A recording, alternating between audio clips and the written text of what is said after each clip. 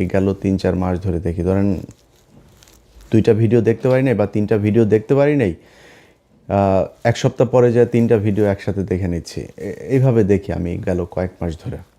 আমি তার এত ফ্যান কখনো ছিলাম না যতটা ফ্যান এই মুহূর্তে। তো কেন দেখি? এখন ধরেন আওয়ামী লীগ সরকার ক্ষমতায় ছিল, তখন হিন্দুরা যখন ব্যাপক সুযোগ সুবিধা নিত, পিনাকি ভট্টাচার্য দেশ ছাড়ল। তারপরে ফ্রান্সে আসার পরে ধারাবাহিকভাবে এই পুরো আওয়ামী লীগের সময়টা সে আওয়ামী লীগের বিরুদ্ধে কথা বলেছে, ভারতের বিরুদ্ধে কথা বলেছে, ভারতের পণ্য বয়কটের পক্ষে কাজ করেছে। এরপরে ক্ষমতা থেকে গেল, যাওয়ার পরে ইউনূস আসলো।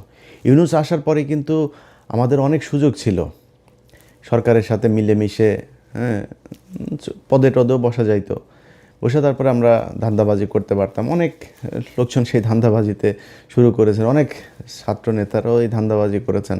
আজকে যারা এই যে মার খেলেন, এই ব্যক্তিরা কয়দিন আগে এনারা হাদি যখন মারা গেল তারপর বলেছিলাম যে বিপ্লবের যেটুকু বাকি আছে হাদির লাশ কবরে যাওয়ার আগে সেটা করতে হবে। ওনারা তখন প্রথম আলো ডেইলি স্টারের অফিসে যায় সুশীল সাজলেন। এই যে জাবেরকে গুলি করা হয়েছে, তিনি ওই হাদির জানাজার সময় বক্তব্য দিয়েছেন, এটাকে কেন্দ্র করে যেন কোনো ধরনের মব সৃষ্টি করার না করা হয়, মব বানানোর চেষ্টা করেছেন এটারে। ভাই, বাংলাদেশে এই ইন্ডিয়ার আপনার শাখা অফিস হলো গিয়া প্রথম আলো ডেইলি স্টার। এই প্রথম আলো ডেইলি স্টারের বিরুদ্ধে কাজ করা মানে মব সৃষ্টি করা না।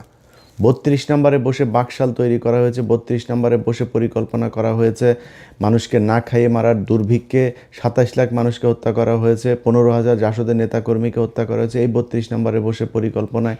সো এটা হচ্ছে একটা অভিশপ্ত বাড়ি। এই বাড়িটার জন্য অনেকেই দেখায়, মায়া মমতা দেখায়, তারপরে আপনার মব সৃষ্টিকারী বানানোর চেষ্টা করেছেন। তারা আজকে রাস্তায় নেমেছেন। ভাই, আপনি ১.৫ মাস পরে কি মনে করে রাস্তায় নামলেন? আমার তো মনে হয় যে এই এখন নতুন করে যে নেমে এসছেন, কোনো না কোনো জায়গা থেকে ফান্ড দেওয়া হয়েছে। নির্বাচনের ৩ দিন আগে আপনি কিসের বিচার চাইতে আসছেন এখন? ৭ দিন নাই এই সরকার ক্ষমতায়, তাদের কাছে আপনি বিচারের জন্য এখন এসে নামলেন। এটার পিছনে একটা উদ্দেশ্য আছে। আমি সরকারের কাছ থেকে, পুলিশের কাছ থেকে যেটা শুনেছি, আওয়ামী লীগের লোকজন তাদেরকে টাকা পয়সা দিয়েছে এখানে কিছু নেতাকে দিয়া, তারপর তাদেরকে বসাইছে এখানে গ্যাঞ্জাম করার জন্য। তো এখন আপনি কিসের বিচার? হঠাৎ করে আইসা বিচার চাচ্ছেন? হাদির বিচার এই দেশে হবে না, হাদির খুনিও হবে না।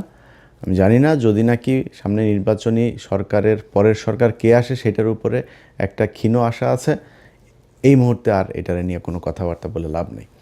তো তারা করেছেন, বিশাল আকারের সুশীল সাজার চেষ্টা করেছেন। প্রথম আলো ডেইলি স্টারের সামনে গিয়া সাদা পাঞ্জাবি পরে তারপরে ভাষণ দিয়েছেন। তো এগুলো তারা করেছেন। তারা হারে হারে টের পাবে প্রথম আলো ডেইলি স্টার কী জিনিস, উদীচী কী জিনিস, ছায়ানট কী জিনিস, প্রশিকা কী জিনিস।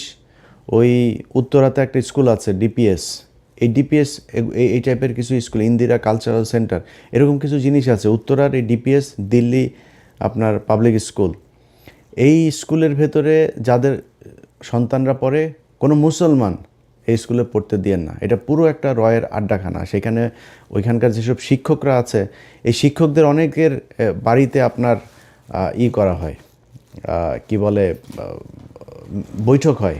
সেনাবাহিনীর লোকজন, ভারতীয় হাই কমিশনার, তারা গিয়ে তারপরে বৈঠক করেন। তো এগুলো হচ্ছে এখন এই টাইপের এই প্রতিষ্ঠানগুলোকে বাংলাদেশে রাখা যাবে না। এগুলোকে রেখে বাংলাদেশের স্বাধীনতার সার্বভৌমত্ব আপনি টিকায় রাখবেন, এটা খুব কষ্টকর হবে। যেই কারণে এগুলোর বিরুদ্ধে ব্যবস্থা নিতে হবে। আমরা ১.৫ বছর অপেক্ষা করেছি।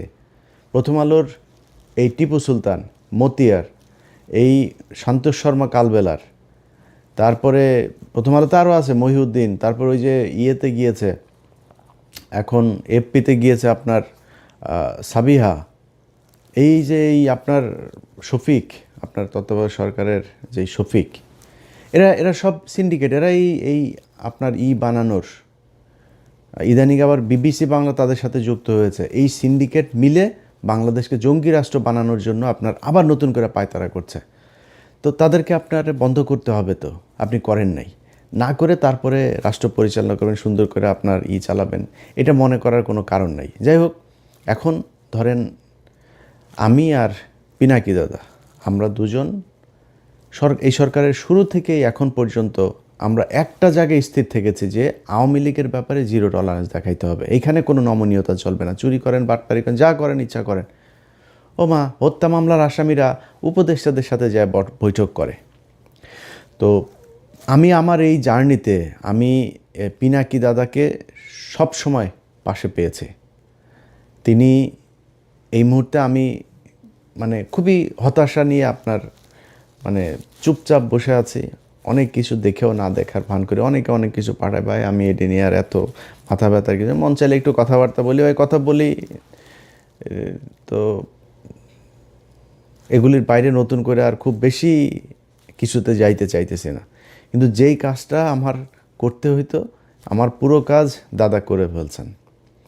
সো যেই কারণে যারা দাদার ভিডিও দেখেন, আমার সাবস্ক্রাইবার যারা আছেন, দুইটা মানে আমাদের তো কমন আপনার ওনার আমার ইউটিউবে সাবস্ক্রাইবারও প্রায় সমান সমান। সো ওনার ভিডিও যারা দেখেন, আমার ভিডিও তারা দেখেন, আমার ভিডিও যারা দেখেন, ওনার ভিডিও তারা দেখেন। আমার সাবস্ক্রাইবার যা আছে সবাইরে বললাম আপনারা ওইখানে চলে যান, ওইখানে গিয়ে দাদার ভিডিও দেখেন। দাদার কথাবার্তা যেটা, ওইটা মনে করবেন আমার ভাষা। উনি আমি যা বলতে চাই, আমার কথাগুলি উনি কেমনে যেন বলে দেয়। আমি গত 3-4 মাসের বিচার কারণে বিগ ফ্যান হয়ে গিয়েছি তার। মানে আমার অনেক কথা আছে, যে কথাগুলি একদম হুবহু সেই কথাগুলো তার মুখ দিয়ে বের হচ্ছে। তো এই যে ভিডিওগুলো করছেন, এই ভিডিওগুলো করার কারণে তার বিরুদ্ধে এখন নতুন করে তাকে জামাতের আমির টামির, ধরেন আজ থেকে 6 মাস 1 বছর পরে আমারও অনেকের সাথে কথা হইলে তারপরে তারা বলতো যে ভাই উনি তো হিন্দু মানুষ, ওনার ব্যাপারে একটু সন্দেহ হয়।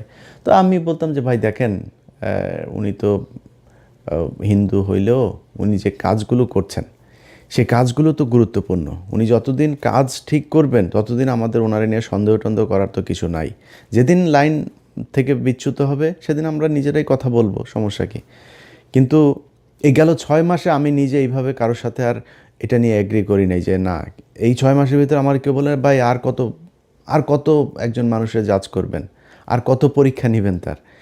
সেই 2014-15 সাল থেকে শুরু করে ধারাবাহিকভাবে সে ভারতের বিরুদ্ধে কাজ করছে এবং ভারতের বিরুদ্ধে জ্বালাময়ী বক্তব্য, ভারতকে এই করে ফেলবো সে, এইটা না, এইটুক না, খালি একদম তথ্য প্রমাণ সহ ইতিহাস ভিত্তিক।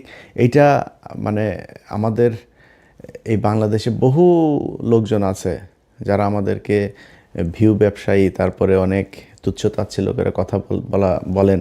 তাদের ভেতরে অনেকেই এখন ইউটিউবে, যেমন ধরেন মাসুদ কামাল এক সময় বলতো যে আমরা হইলাম গিয়া টাকা পয়সার জন্য ভিডিওতে কথা বলি। হ্যাঁ, মাসুদ কামালের যে ইউটিউব চ্যানেল আছে ওইটাতে মনিটাইজেশন করে নাই, 1 টাকাও উনি কামাই করেন না, ফ্রি সোশ্যাল সার্ভিস দেন। ভিডিও করার আগে মনিটাইজেশন কেমনে করা লাগে সেই হিসাব করে তারপরে শুরু করেছেন। যার সাথে কথা বলেন তিনি বলেছেন, ভাই কয়দিন পরপরই মানে মনিটাইজ হওয়ার আগে পাগল হয়ে গেছে, কবে হবে, কেমনে তাড়াতাড়ি করা যায়। হ্যাঁ, চিঠি আসে না কেন, কোড আসে না কেন গুগল থেকে, কত কিচ্ছা কাহিনী। এখন তিনি টাকা খান, তার ভিডিও একটা আপনি চ্যানেলে দিয়েন, সাথে সাথে কপিরাইট খেয়ে যাবেন। আমি ইলিয়াস একমাত্র অধম ব্যক্তি যিনি আমার ভিডিও নেয় কত মানুষ চালায়, 10,000, 20,000, 50,000 টাকা কামায়, কারোরে ইলিয়াস কোনো দিন কপিরাইট দেয় নাই। অথচ আমরাই হইলাম গিয়া খুব অনাহারি, অভাবী, ইউটিউবের টাকা দিয়ে আমরা চালাই। এই ইউটিউবের টাকা তো খাই, আমার ইউটিউবের টাকা আমি খাবো না তো আপনি খাবেন? কিন্তু যারা এতদিন ধরে টাকার ব্যাপারে খুব দেখাইতেন, আমাদের অচ্ছুত একটা ভাব নিয়ে কথাবার্তা বলতেন, তারা আজকে টাকা খান কেন? ইউটিউবের মনিটাইজেশন অন করেছেন কেন আপনারা? চ্যানেল করার আগে মনিটাইজেশন অন করার চেষ্টা করেন। তো ওনাদের কাছে খুব খারাপ লাগে পিনাকি এখন যেগুলো বলে। তো গত 6 মাস ধরে আমার কেউ এটা বললে তারা সরাসরি বলেছে যে ভাই এটা বন্ধ করেন।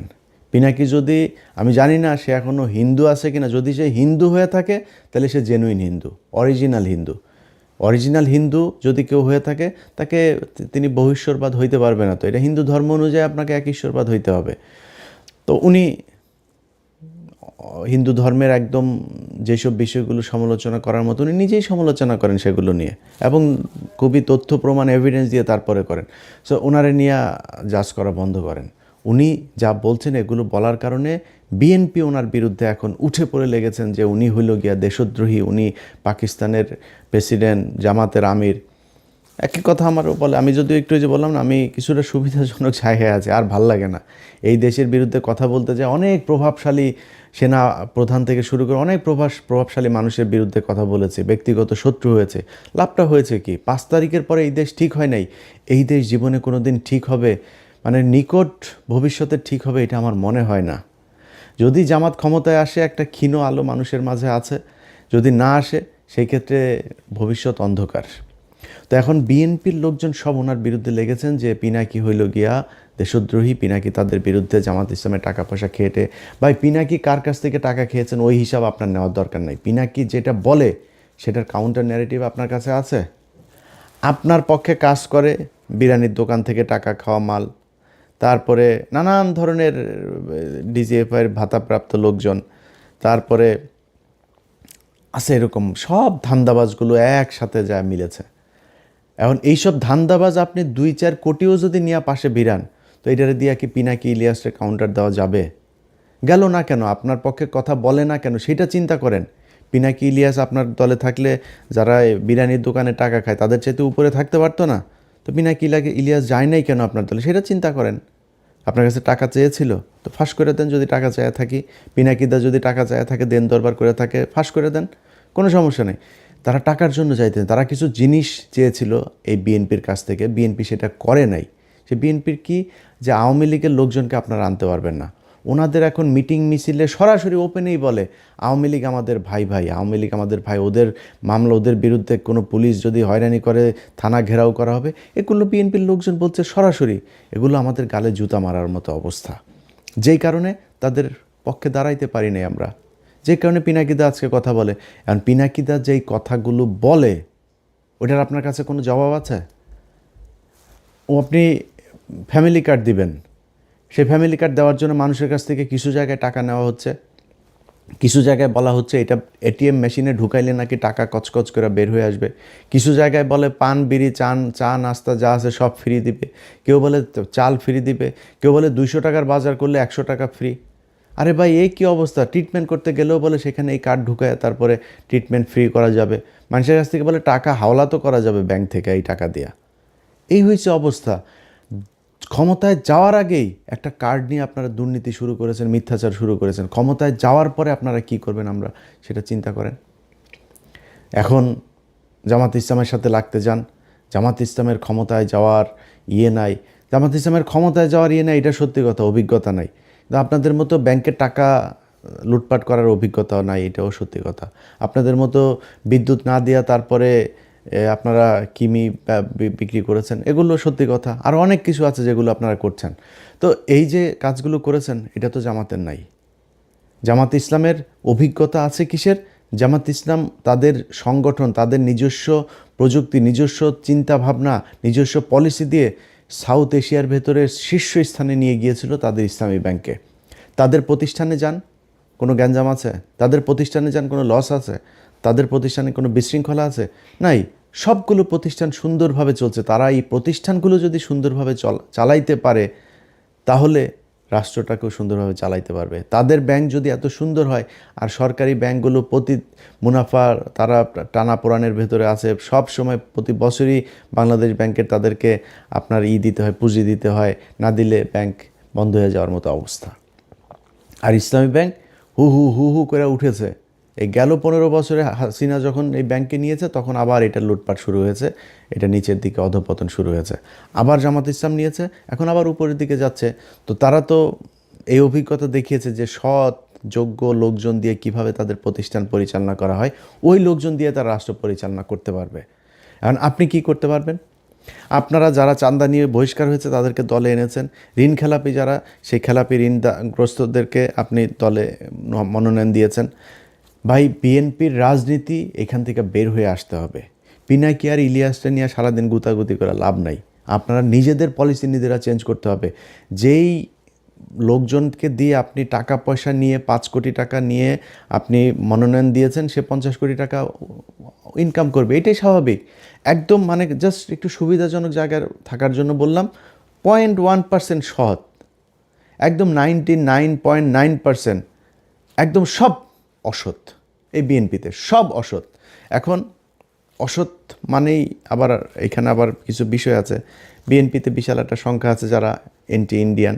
বিএনপিতে অনেক ভালো কিছু মানুষ আছে, ভালো মানুষের সংখ্যা কী সেটা আমি জানি না, কিন্তু এই সরকারি টাকা পয়সা টেন্ডার নিয়ে তারপরে আমার এই কথাটা শুনে যাদের খারাপ লাগলো, আমার অনেকে বিএনপির এমপি ক্যান্ডিডেট অনেকের সাথে ভালো সম্পর্ক আছে, তো ওনাদের অনেকে কষ্ট পাইতে পারেন। ভাই আমার এই ভিডিওটা পজ দিয়া চোখটা বন্ধ করে একটু চিন্তা করেন তো, যে আপনি আগে এমপি ছিলেন বা এবার এমপি হবেন, হওয়ার পরে এই যে টেন্ডার নিয়ে সরকারি টাকা 200 কোটি টাকার একটা প্রজেক্ট থেকে 30 কোটি টাকা আপনি খাবেন না? নিজেরে মানে গালি দেওয়ার আগে নিজের বুকের মধ্যে হাত দিয়ে চোখটা বন্ধ করে একটু জিজ্ঞেস করেন খাবেন কিনা। তা এটার মানেই তো অসৎ, এটাই বুঝাইতে চেয়েছি। 99.9% তাদের এটা ব্যবসা হিসাবে নিয়েছে, যে এটা সিস্টেমটা এরকম। এই সিস্টেমে বাংলাদেশের রাজনীতি চালানো যাবে না, কারণ এমন একটা দল আপনাদের ঘাড়ের উপরে নিঃশ্বাস ফেলছে, যারা 1 টাকার দুর্নীতি করে না, যারা কারোর বাড়িঘর দখল করে না, যারা ঘুষ খায় না, সুদ খায় না, যারা আরেকজনের মেয়েকে দেখে ইফটিজিং করে না, যারা ওই আপনার বাড়ি করতে গেলে রড সিমেন্ট ইট দেওয়ার জন্য আপনার বাড়িতে যায় হামলা চালায় না, আপনার দোকানে গিয়ে চাঁদাবাজি করে না, সেই দলটার সাথে আপনাকে কম্পিটিশনে থাকতে হইলে আপনাকে ওইরকম কোনো একটা কিছু নিয়ে আসতে হবে। আগের পলিসি দিয়ে রাজনীতি করতে গেলে আওয়ামী লীগের সাথে নিয়ে না, আওয়ামী লীগের সাথে আরও কোনো দল যদি সাথে নেন সেগুলো নিয়েও লাভ নেই, কারণ সাধারণ মানুষ বুঝতে শিখেছে। ঘরের মধ্যে বসে একটা নারী ফোনের মধ্যে দেখছে যে একটা মেয়ে ভোট চাইতে গিয়েছে, তার পেটের মধ্যে লাথি মারা হয়েছে, আপনারা ভোট দিবে সেই ব্যক্তি? আপনি জোর করে মানুষের কাছ থেকে আপনার সামনে ধানের শীষের মিছিলে যাবে, সেই ব্যক্তি ভোটের দিন দাঁড়িপাল্লায় ভোট দিবে? আপনি জিতে যাবেন? এত স্বপ্ন দেখা উচিত না। যাই হোক, আমাদের নিয়ে সমালোচনা না করে আপনাদের উচিত হবে এই নিজেদের সংশোধন করা। নিজেদের সংশোধন করলে আমার মনে হয় আপনাদের দলের জন্য ভালো হবে।